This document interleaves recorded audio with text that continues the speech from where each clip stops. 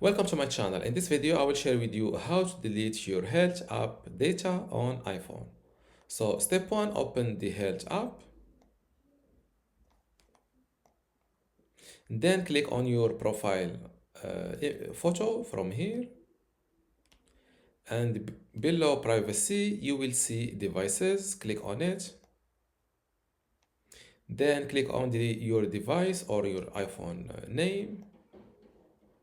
And here click on delete all data from your iPhone name.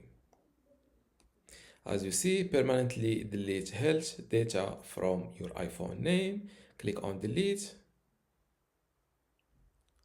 And just like that, your health info is successfully deleted. To make sure that your health app data are permanently deleted, return to the reopen the health app. And here, for example, in the steps, as you see, no data. This means that no more data is in my health app. And this is how to permanently delete health app data on iPhone. If you still have a question, leave it in the comments below and don't forget to give this video a like. Thank you.